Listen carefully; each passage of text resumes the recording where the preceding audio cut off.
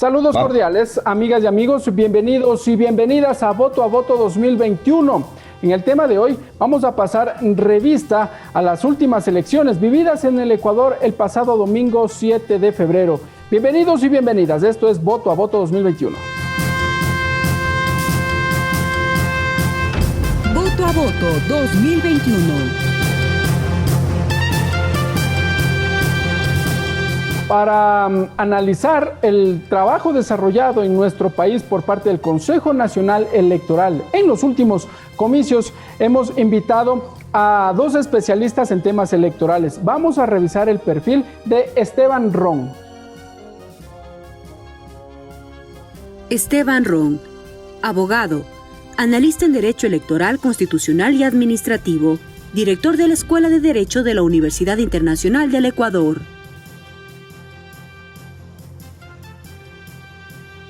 Y para complementar este diálogo, también hemos invitado al especialista en temas electorales, Carlos Aguinaga. Revisemos su perfil. Carlos Aguinaga, doctor en jurisprudencia, consultor político electoral, expresidente del Tribunal Supremo Electoral.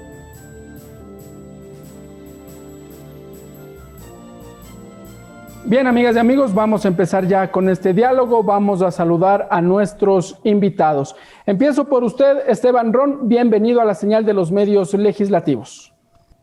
Bueno, muy buenos días, Ricardo. Muchas gracias por la invitación. Un saludo cordial a la audiencia de Tercer Debate. Felicitaciones por la iniciativa.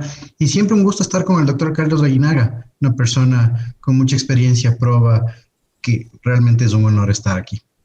Claro que sí, gracias Esteban. Vamos a saludar también con nuestro segundo invitado, doctor Carlos Aguinaga. Doctor, gracias por estar con nosotros en la señal de los medios legislativos.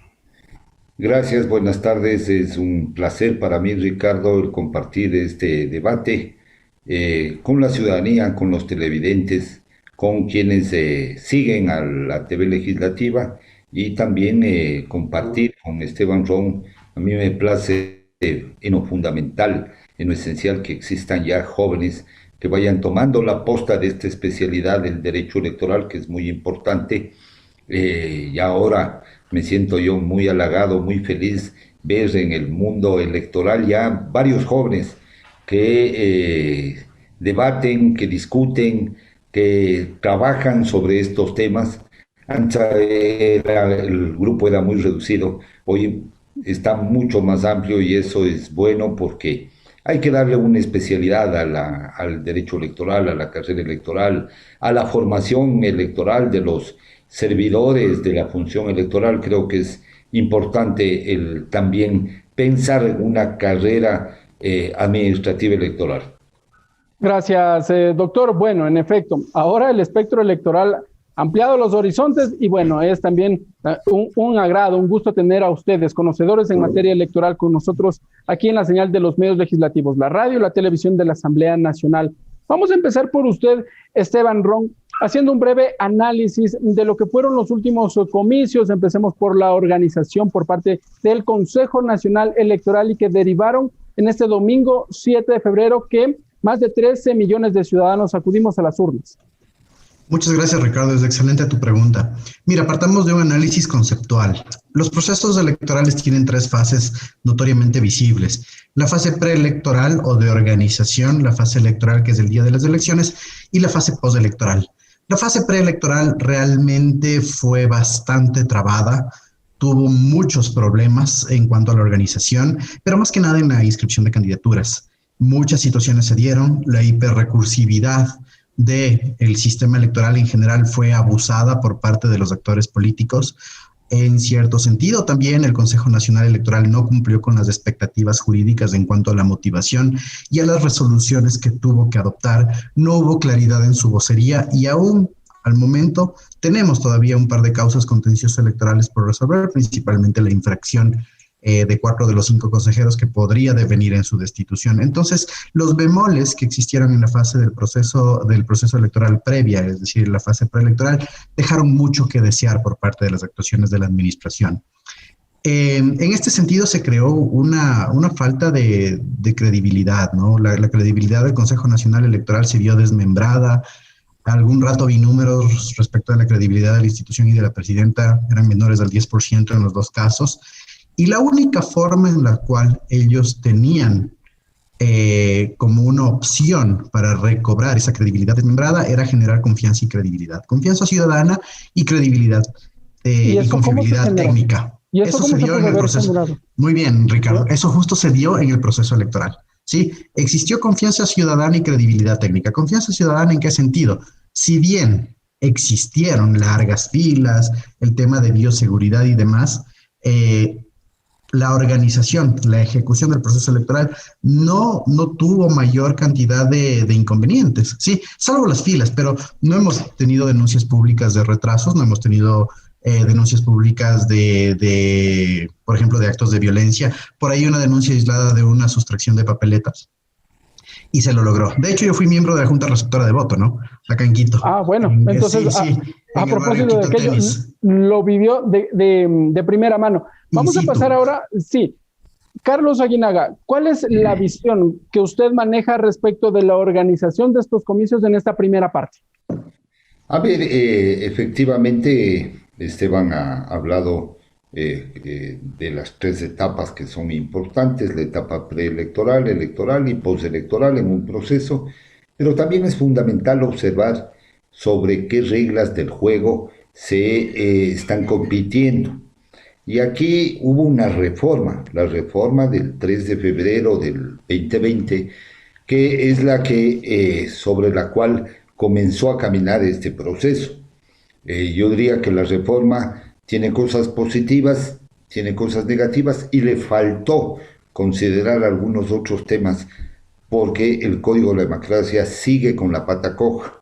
Y el problema es que en las reformas electorales que han existido, existe obviamente injerencia de carácter política y partidaria para no hacer una reforma técnica, sino más bien una que convenga a los intereses de las organizaciones políticas. O sea, no se topó el tema de los distritos electorales, que es un tema sustancial. En mi criterio, la conformación de los distritos electorales en Pichincha y Guayas siguen ese efecto que se llama gerrymandering, de salamandra, es decir, para beneficiar a alguien, porque no son técnicamente bien elaborados, no son homogéneos, no están una junto al otro, sino que fue hecho en base a un criterio de carácter político. Doctor, sí, si me permite allí, a ver, hay una precisión. Entonces, para avanzar también con estas reformas en materia de los distritos, cuando la Asamblea Nacional decidió modificar el método de asignación de escaños de Webster a De Hond, también debía dar este otro salto, la reforma en el tema de los distritos para que sea complementario en la reforma al Código de la Democracia. Desde luego, especialmente, lo que pasa es que en el Ecuador siempre ha habido distritos pequeños y realmente había un distrito mediano que era Manabí, ¿no es cierto? Hoy están Los Ríos y había dos distritos grandes que era Pichincha y Guayas, ¿no es cierto? Ese era el escenario que tenía el Ecuador. Hoy todo lo convertimos en pequeño y el problema es que cualquier fórmula, sea el DON, sea el Wester, sea el Imperiali, sea de cuotas y residuos, ¿no es cierto? Cualquier fórmula va a distorsionar en distritos pequeños, no va a haber mucha variación. No es que se trate de un tema de la fórmula de asignación de escaños. Hoy le podemos ver en asambleístas nacionales que es un distrito grande porque se eligen 15. O sea, si hubiera, por ejemplo, existido el método DON, el UNES hubiera tenido uno o dos diputados más, ¿no es cierto? Pachacuti, un asambleísta más. No hubiera entrado, por ejemplo, Fernando Villavicencio, ¿sí? Como el número 15, virtualmente es el momento.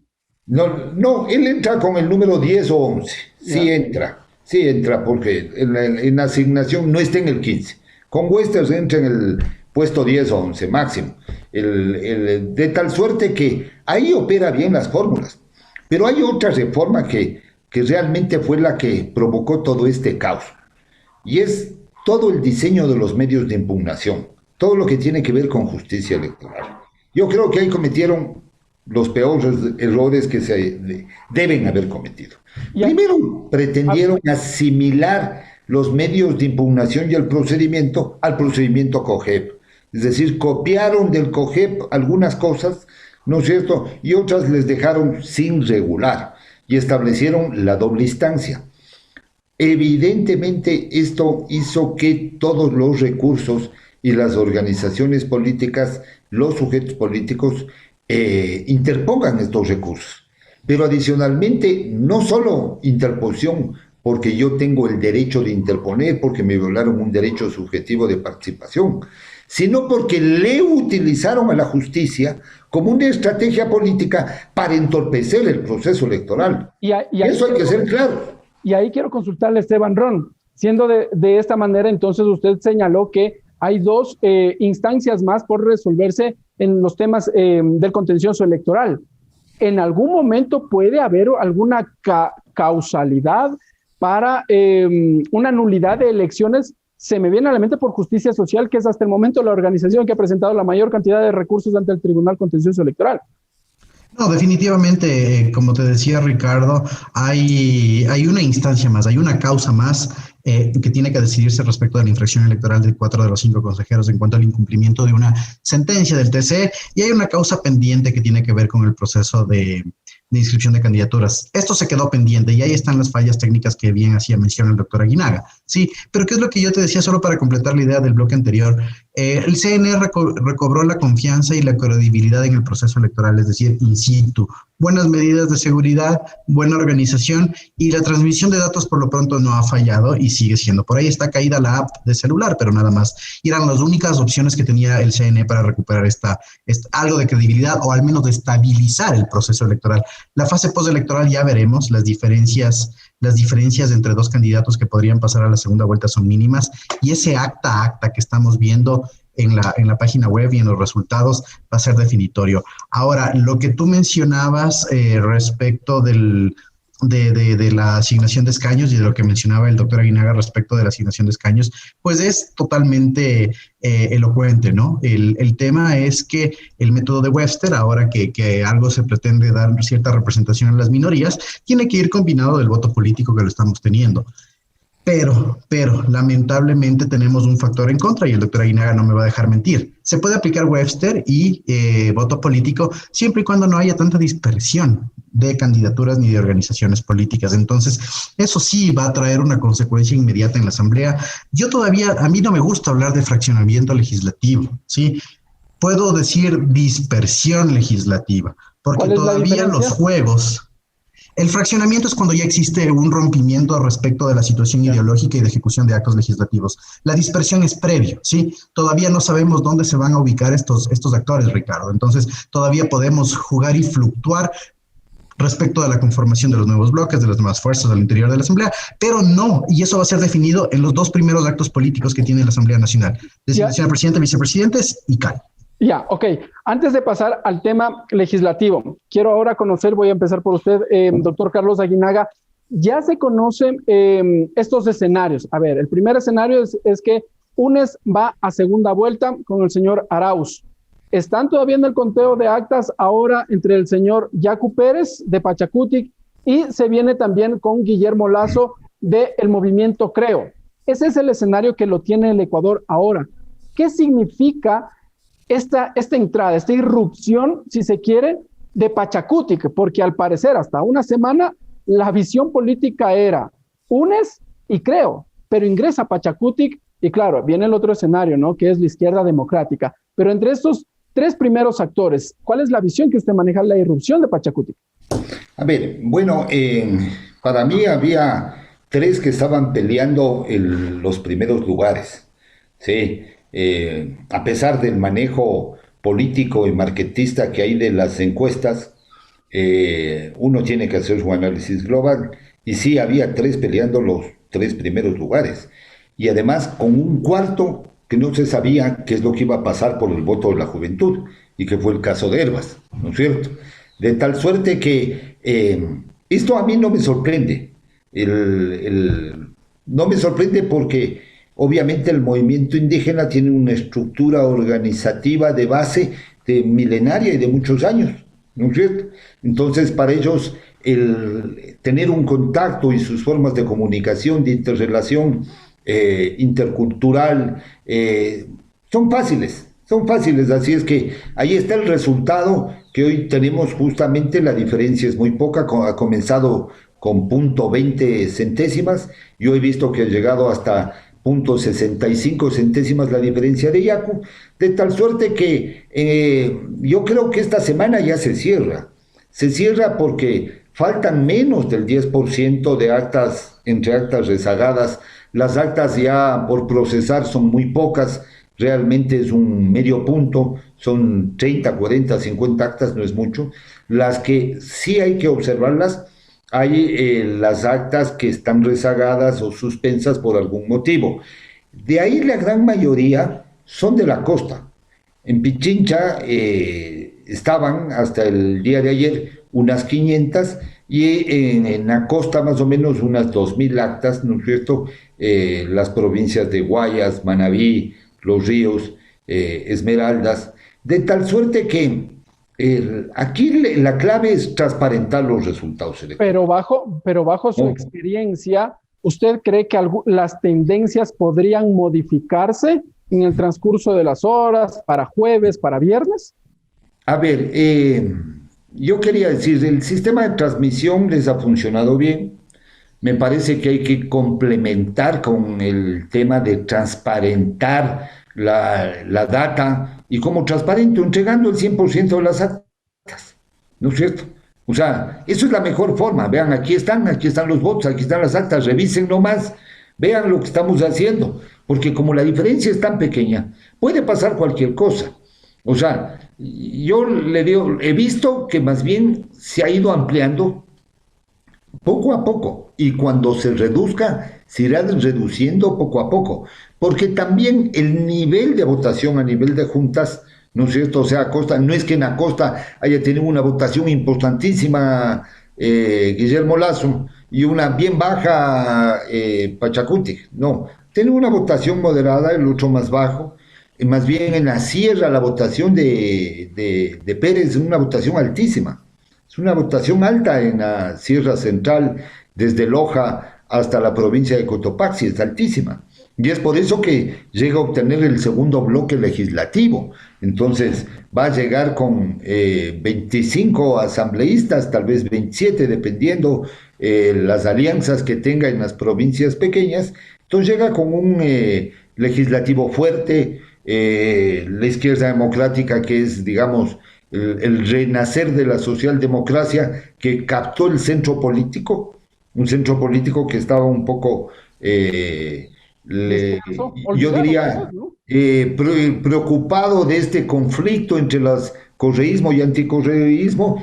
Va a captar unos 18 asambleístas, y entre los dos, entre Pachacuti y Izquierda Democrática, ya igualan a la fuerza de UNES, pero nadie va a tener la mayoría. Claro que sí. Que en estas condiciones del país es bueno que exista un pluralismo democrático, ¿sí?, en el interior de la Asamblea, que va a estar representada por 5 fuerzas políticas, que también es bueno, porque estamos moderándole al sistema. Son 5 fuerzas políticas y hay obviamente unas fuerzas pequeñas representativas. Hay 2 de Honestidad, 2 de Avanza, 2 de Ecuatoriano Unido, y tenemos un bloque de independientes pequeños o de alianzas locales que llega a 10. Pero las fuerzas representadas en el Congreso son 5.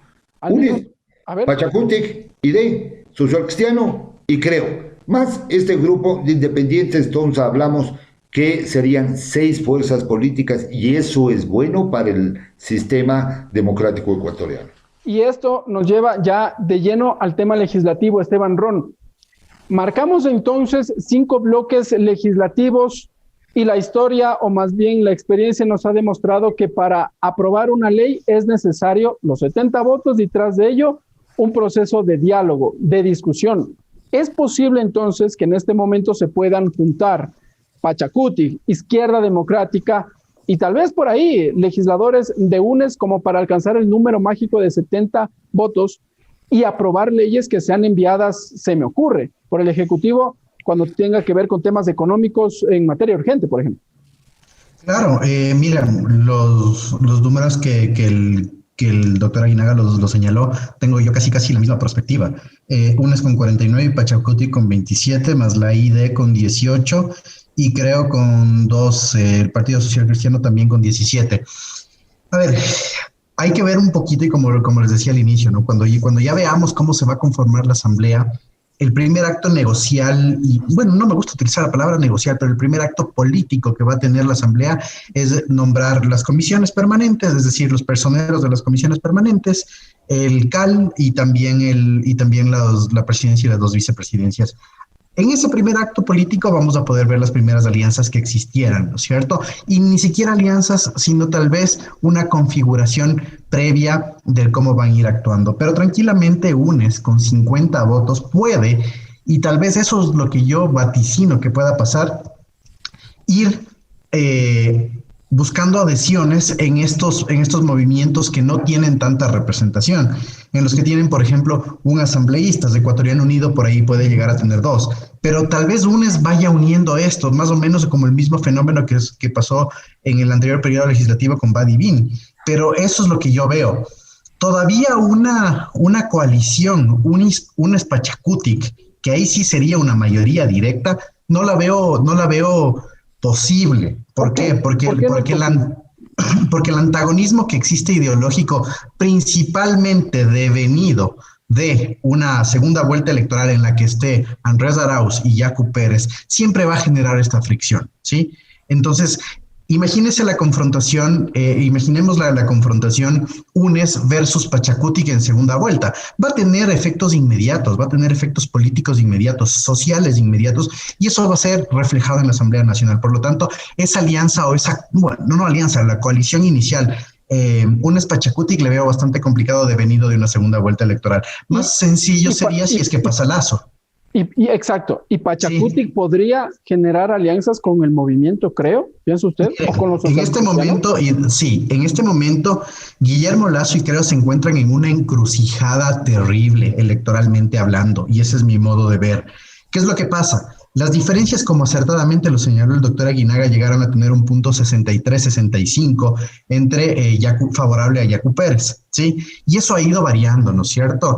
Llegó a reducirse hasta punto 19, al momento creo que se encuentra más o menos en punto 40, punto 35, y esto va a ser un acta a acta. Y Yacu Pérez ya señaló un posible fraude y un intento de hackeo a su sistema de control electoral de la organización política. Por lo tanto, mal o bien, digamos que Yacu Pérez no pasa a la segunda vuelta. Ese voto de Pachacuti, a pesar de que yo no creo en el endoso de votos o ese voto que tuvo favorable Yacu Pérez, va a pasar a UNES por el espectro este del fraude o por el espectro que cualquier situación se creó en el Consejo Nacional Electoral. Y por otro lado, digamos que no hay fraude y que limpiamente y sin discusiones Guillermo Lazo pasa. Igual existe ese sentimiento de resentimiento hacia lo que está pasando y a la administración del Consejo Nacional Electoral. Ahí viene la influencia del Consejo Nacional Electoral y sus malas actuaciones, porque el CNE también ha generado un voto rechazo hacia este movimiento. Entonces, yo le veo más factible en ese sentido. ¿Qué pasaría si gana Guillermo Lazo? Una coalición, un Pachacutic para puntos estructuralmente políticos y con trascendencia política, va a haberlo. ¿Sí? Entonces, por eso es lo que te decía, que Ricardo, que Guillermo Lazo y Creo se van a ver en esta encrucijada muy grande, ¿no? Todo dependerá de quién pase a la segunda vuelta para los primeros actos políticos y las primeras coaliciones. Doctor Carlos Aguinaga, usted tenía algo que decir frente al tema de las alianzas.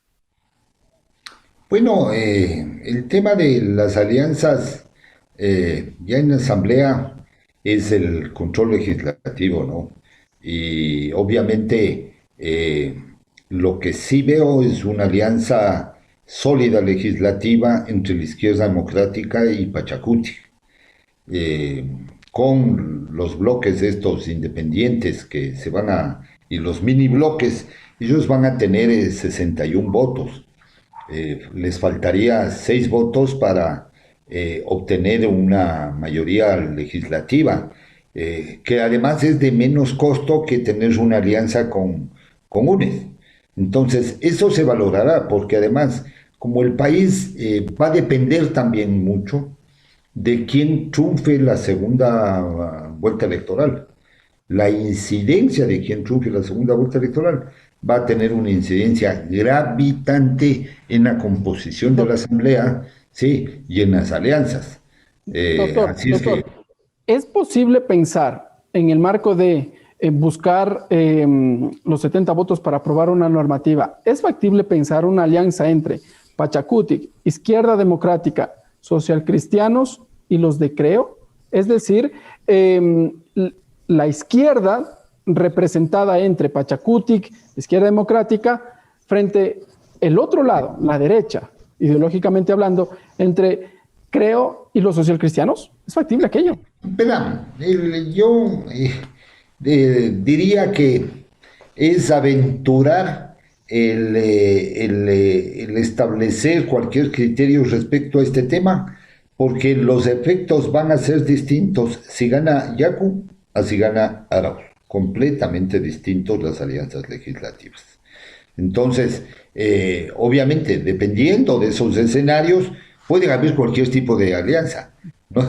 Cualquier tipo de alianza. Así es que yo creo que es muy prematuro realmente el emitir un criterio antes de conocer el ganador de las elecciones presidenciales. Se dice que en política todo puede suceder.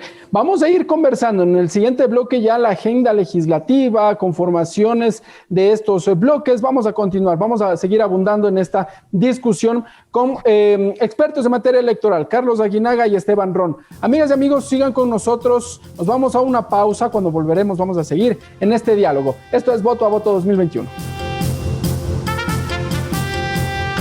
Voto a Voto 2021.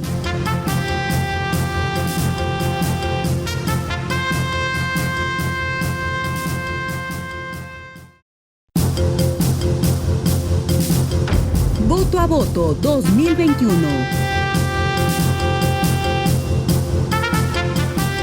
Gracias, amigas y amigos, por continuar con nosotros. Esto es Voto a Voto 2021. Conversamos con dos expertos en materia electoral, Carlos Aguinaga y Esteban Ron. Voy a empezar por usted, Esteban.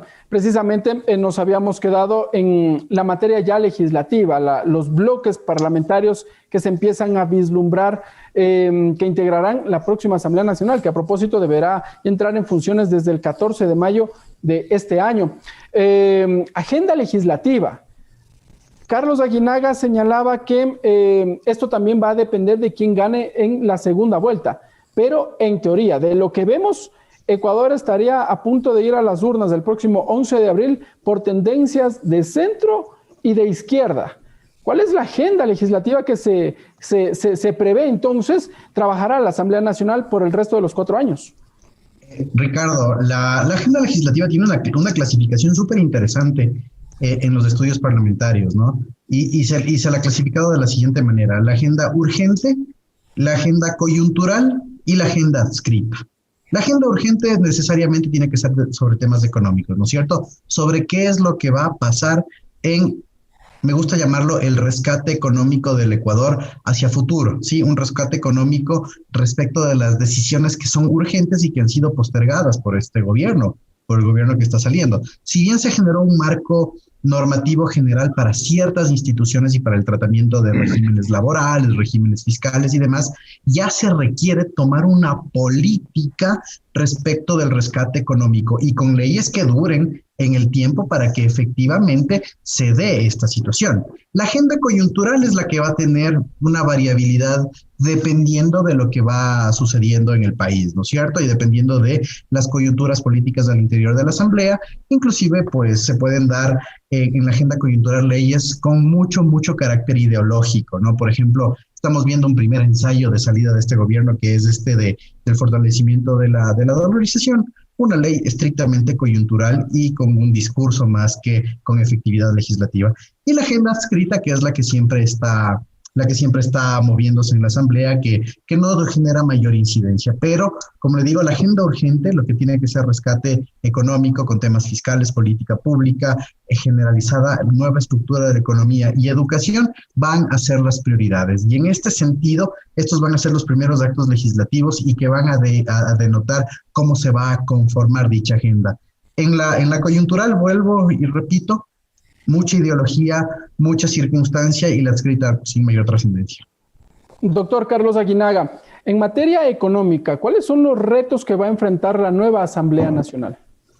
A ver, en primer lugar, no le entendí cuál era el candidato al centro y ni el de la izquierda. Dice que las tendencias van desde el centro hacia la izquierda. Eso, ¿no? Sí, no le entendí, ¿Ah? porque a mí me parece que más bien hay una izquierda con populismo y una izquierda con centroizquierda, la que están debatiendo en la segunda vuelta electoral.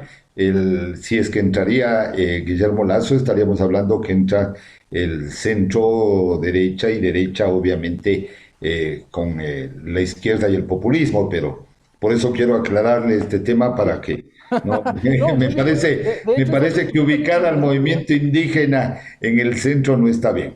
A ver, yo lo que creo es que la agenda legislativa tiene que mirar dos cosas fundamentales. Uno, la reactivación productiva, porque la crisis económica, que no solo se deriva de la pandemia, esta crisis económica ya viene desde hace algunos años, ya viene desde hace 6 años, una crisis económica que venimos arrastrando por la bajada del precio del petróleo, la inadecuada administración del gasto público, ¿no es cierto? Y de los ingresos que tiene el Estado, del presupuesto, la falta de ahorro de carácter fiscal, ¿no es cierto? Eso de haberse gastado todo el dinero y no tener una caja de ahorros ha sido perjudicial y es perjudicial para cualquier economía. La pandemia lo que hizo es agravar la situación, o sea, aumentar el desempleo, y me parece que hay que enfocarse realmente en las necesidades sentidas de los ciudadanos, generando mayor producción y mayores fuentes de empleo. Y por otro lado, el tema de la salud. O sea, el tema de la salud tiene una incidencia, vamos a estar 1 año encerrados en los domicilios, tiene una incidencia de todo orden en los hogares, no solo de producción, no solo afecta a la economía, porque ya el consumo disminuye, sino también afecta a la calidad de vida de los ecuatorianos, especialmente de las masas poblacionales, de los grandes sectores poblacionales.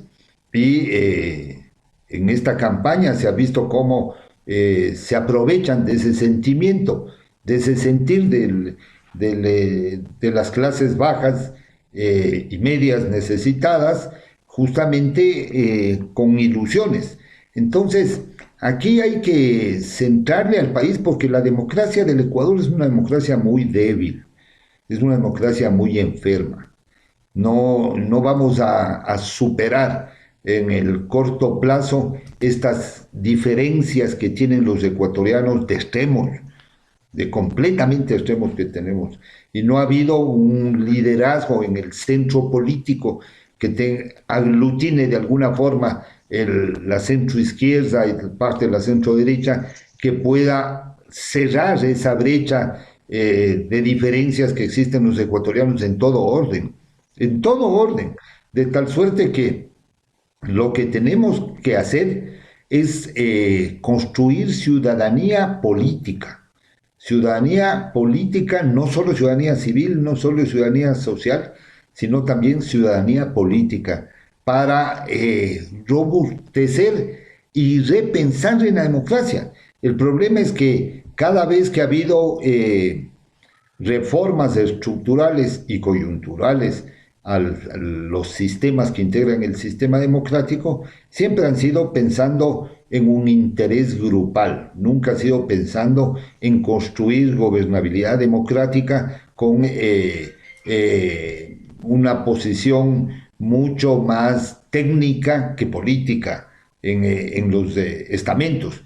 De hecho, uno de los candidatos que puede llegar de finalista, que es Yacu Pérez, ya anuncia una consulta popular. Y él dice, consulta por el agua y consulta por reducir la Asamblea Legislativa, ¿no es cierto?, a la mitad, de tal suerte que este escenario político todavía seguirá caldeado. Y por otro lado, tienen ahí el bloque de UNES que es un bloque que quiere y obviamente defiende a su líder y a sus compañeros que están procesados, ¿no es cierto? Entonces ahí va a haber una conflictividad intensa, intensa. No es que se resuelven los problemas de la democracia con esta elección.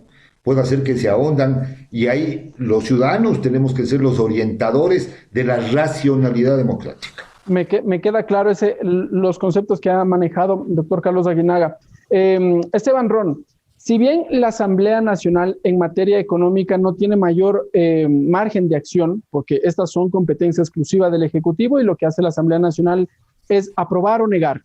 En ese sentido, ¿cuáles son las iniciativas que sí las podría ir trabajando el Parlamento, la nueva Asamblea Nacional, que busquen lo que ha dicho el doctor Carlos Aguinaga, la generación de empleo, por ejemplo, la generación de ciudadanía política, el activismo político, si así se lo quiere ver? Ok, separamos los dos puntos de Ricardo. El tema de la participación ciudadana, participación política y generación de espacios ciudadano-políticos, definitivamente se tiene que repensar a la clase política, ¿no? Definitivamente se tienen que fortalecer los procesos de formación política y definitivamente se tienen que fortalecer los procesos de generar una técnica política. ¿Cómo se logra eso dentro de la agenda legislativa? Se me vienen a la mente en este momento dos leyes esenciales, la del Consejo de Participación Ciudadana y Control Social y la Ley de Participación Ciudadana y Control Social. ¿Por qué? Porque entre estas dos leyes existen muchos antagonismos. De hecho, es tan absurdo el tema que la ley del Consejo de Participación Ciudadana regula aspectos de la participación ciudadana, ¿sí? Y la estrictamente de participación ciudadana le regula al Consejo de Participación Ciudadana. Es decir, mezclamos lo orgánico con lo ejecutor. Entonces, esa es uno de los primeros ensayos que se podría hacer. La participación ciudadana y participación política se requiere, pero ahora sí realizar una reestructura del sistema electoral, pero estructuralmente hablando, es decir, cambiar los subsistemas que lo establece. El subsistema de organizaciones políticas, el subsistema de los mecanismos de democracia directa, el subsistema de la estructura del propio Consejo Nacional Electoral. Hay que tratar de hacer que este Consejo Nacional Electoral ya se vuelva lo que se pretendió ser, un organismo técnico sin participación política y sin nichos que podrían generar estas desvinculaciones entre lo político y lo técnico. Entonces, eso es lo que se me ocurre en este momento, en este tema, ¿no? Sí, Esteban, cuéntame. sí, esta última parte, sin la participación de sujetos políticos dentro del Consejo Nacional Electoral, pero esto no tiene o no va en contravía del dictamen de la Corte Constitucional que avaló lo actuado por el Consejo de Participación Ciudadana que estuvo presidido por el señor Julio César Trujillo. Realmente yo soy contrario a ese fallo de la Corte Constitucional.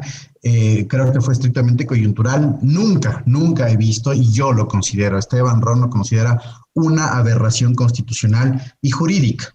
Este tipo de mandatos, y eso vamos a hacer una simple reflexión.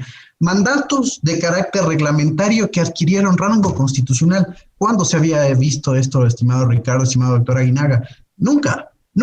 Entonces, definitivamente se tiene que realizar una reestructuración de esto y dar la hegemonía y dar la escala legal que cada norma tiene. Y en este sentido, recordemos una cosa, estimado Ricardo, estos mandatos de carácter o esta aberración jurídica de carácter constitucional fueron transitorios. Ahora tenemos que volver a la institucionalidad que establecía el Código de la Democracia, pero el Código de la Democracia sí tiene que reestructurarse principalmente en esos subsistemas que te decía, y en un subsistema tiene que ser muy tajante, que es el control de las organizaciones políticas, ¿no? Porque las organizaciones políticas, la dispersión y esta desnaturalización en vehículos electorales se ha dado porque el Código de la Democracia es permisivo en los actos intermedios de la vida de las organizaciones políticas y no les hace una fiscalización. Quisiera un criterio del doctor Carlos Aguinaga respecto de este aspecto, ¿no? Dejar de lado los sujetos políticos para que integren el Consejo Nacional Electoral y que sea algo más designado por el Consejo de Participación Ciudadana. Se dice que con la participación de la gente, de la ciudadanía, ¿no? A ver, varios temas. En primer lugar, yo no le trataría, Esteban, el tema de los partidos como subsistema, porque es un sistema propio, ¿no? Parte del sistema democrático, sistema electoral, sistema político y sistema de partidos. Y realmente hay que repensar completamente ese sistema, porque hoy acabamos de pasar y vemos que hay 7 candidatos presidenciales que no tienen ni el 1.5 necesario para reconocerlos, ¿no es cierto? Y en asamblea son 6 que no alcanzan el 1.5. Y además hay 4 organizaciones políticas que tienen menos del 50% del 1.5 necesario para ser constituido. Y la ley claramente dice en el 236, 237, que si no se tiene, no alcanza el 50% de sus afiliados o adherentes, pierde, ¿no es cierto? Es una prueba de que perdió. Si tiene 0.20, 0.60, deberían de one ping pong eliminarles porque es una de las causales de extinción. Entonces, ahí vamos a ir un poco corrigiendo, pero además, el problema estructural del sistema de partidos es no solo la laxividad, la permisividad para crear las organizaciones, sino la falta de democratización interna y de políticas inclusivas de jóvenes, de mujeres, y que los ciudadanos escojamos candidatos en elecciones primarias. Pero El sistema político está dirigido por el dedómetro. Pero lo hay, esta especie No. Las elecciones representativas... A cada uno de los delegados. No. Las elecciones representativas que están en el Código de la Democracia es una desfiguración de la norma constitucional. Y es una barbaridad que nos ha llevado a tener la clase legislativa que hemos tenido. Por eso es que la calidad de la Asamblea se ha ido disminuyendo. ¿Por qué? Porque no ha habido democratización. Sí, y cuando se formó y se estableció este tema de elecciones primarias, hubo un gran discurso contra la partidocracia que administraban los hacendados, ¿y qué ha pasado? Nada, es lo mismo, no ha cambiado nada. Entonces, ahí hay que cambiar el sistema de partidos políticos en su esencia, en su formación, en su reformulación. Es obvio que también hay que hacer una reforma a otros temas, como los ya ha mencionado Esteban, respecto al Código de la Democracia. El problema que existe es que quien hace la reforma, ¿no es cierto?, tiene un interés político, ¿no es cierto? Y en ese interés político, la gobernación electoral, que hoy está integrado por 2 órganos bicéfalos, el Consejo Nacional y el Tribunal Contencioso Electoral, tenemos que analizar si conviene mantenerlo o conviene eliminarlo, ¿no es cierto?, en primer lugar. En segundo lugar, yo creo que esto de la conformación de independientes es una falacia. O sea, en cualquier país del mundo, raro es el país donde habrá 1 o 2 que sean independientes, porque en realidad la función electoral y el sistema electoral y los órganos electorales tienen una incidencia de naturaleza estrictamente política, ¿no es cierto? Entonces es preferible pensar en una conformación mixta, ¿sí?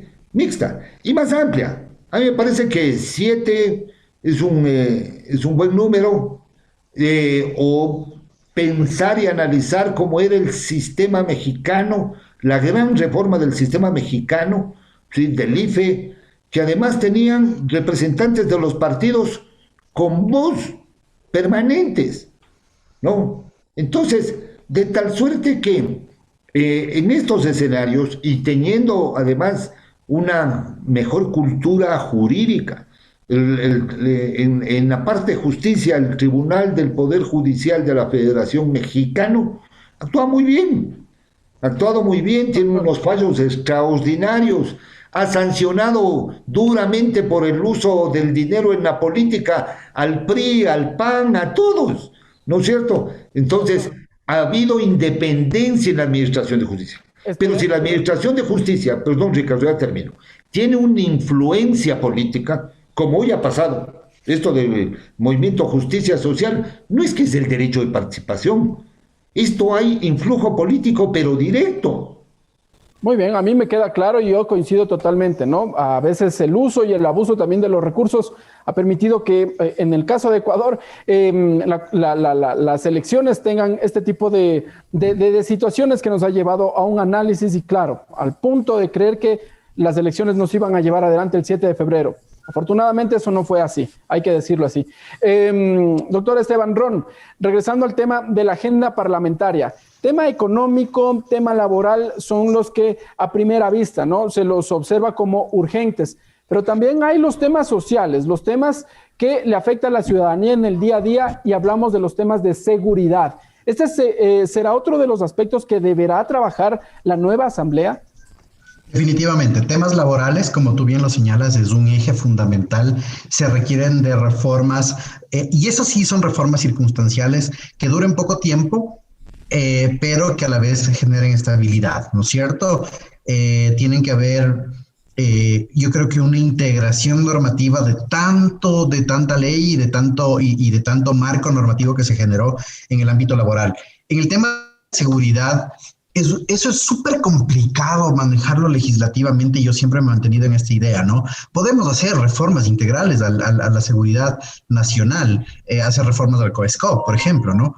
Pero, sin embargo, es súper complicado porque el tema de seguridad requiere de ejecución, ¿sí? Entonces, podemos tener unas leyes bastante buenas en el tema de seguridad, prevención de la seguridad y demás, pero esto es un tema más de cohesión.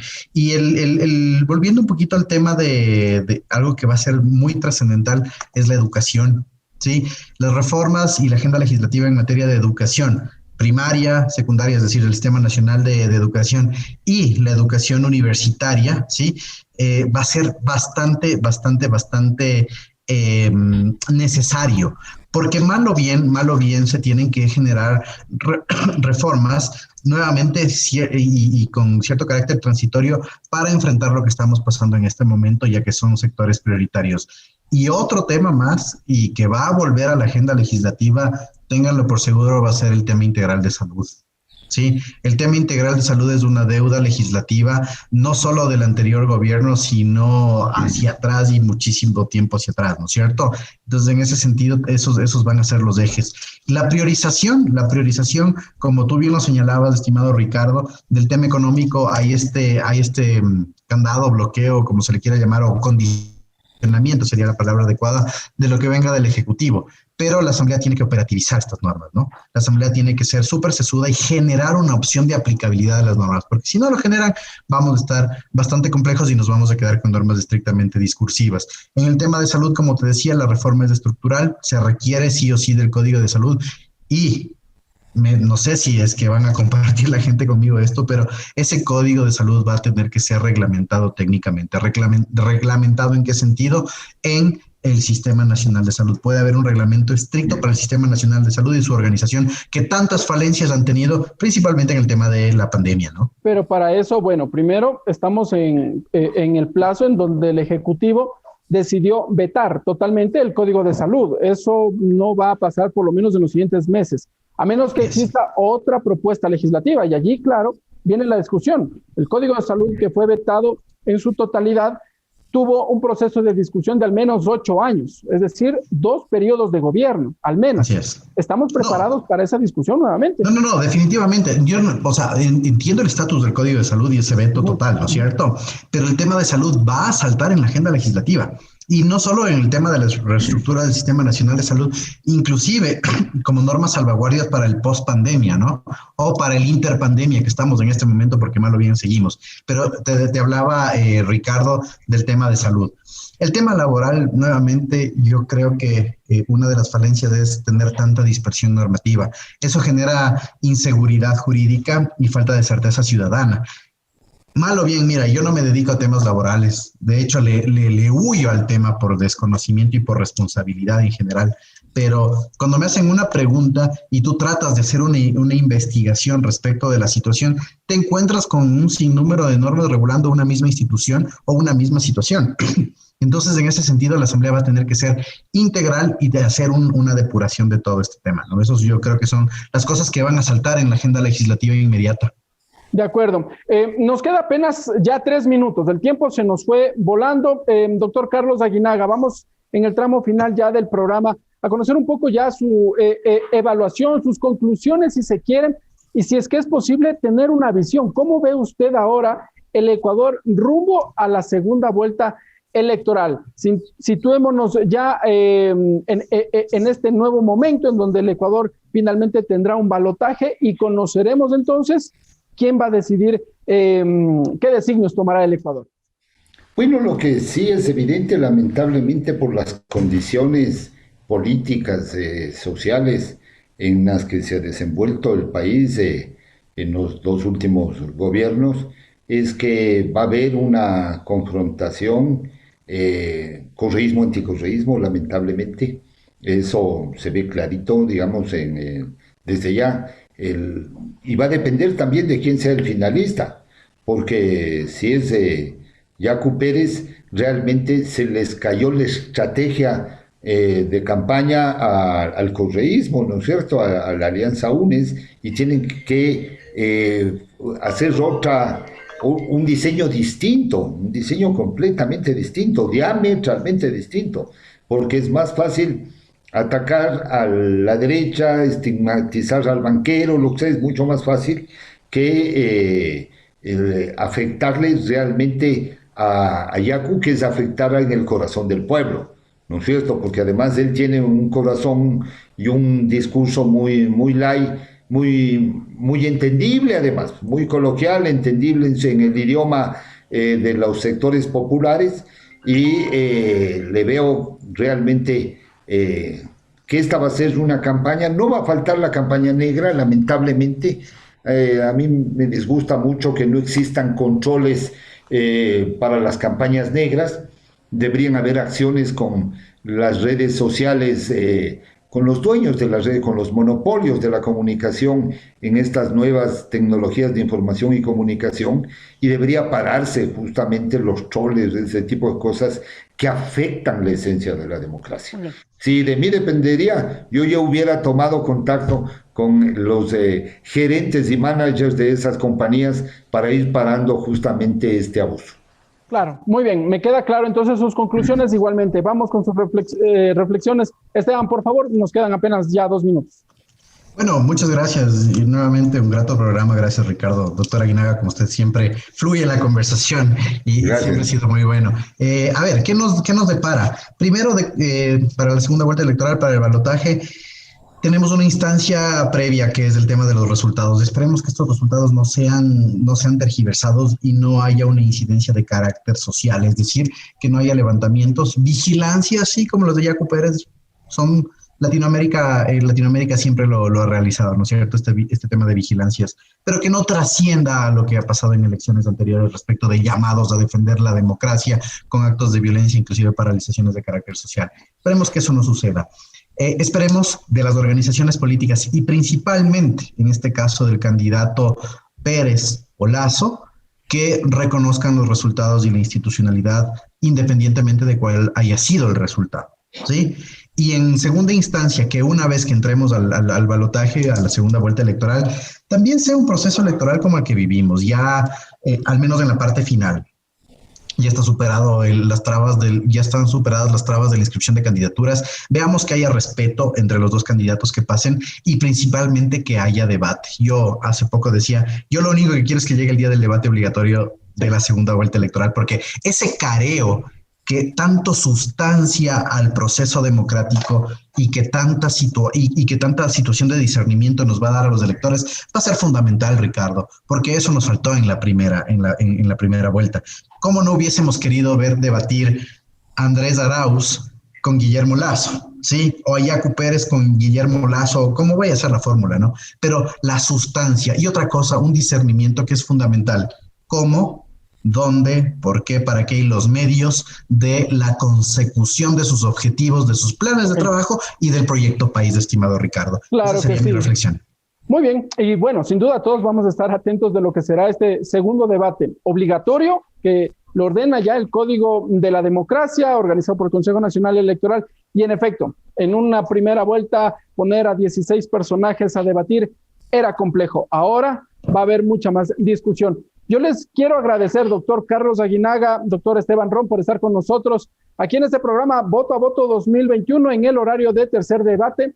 Claro, haciendo un análisis de lo que ha sucedido en los últimos meses a lo largo de estos comicios que culminó la primera vuelta el domingo 7 de febrero. Y bueno, ahora nos aprestamos a la agenda parlamentaria también, estos elementos que ya empiezan a estar en la discusión de la ciudadanía. Gracias, doctor Carlos Aguinaga. Gracias, doctor Esteban Ron, por estar con nosotros aquí en Voto a Voto 2021. Amigas y amigos, como siempre, ustedes, Gracias, Ricardo. Gracias, Esteban. desde donde nos escuchen, sacarán sus conclusiones. Voto a Voto 2021.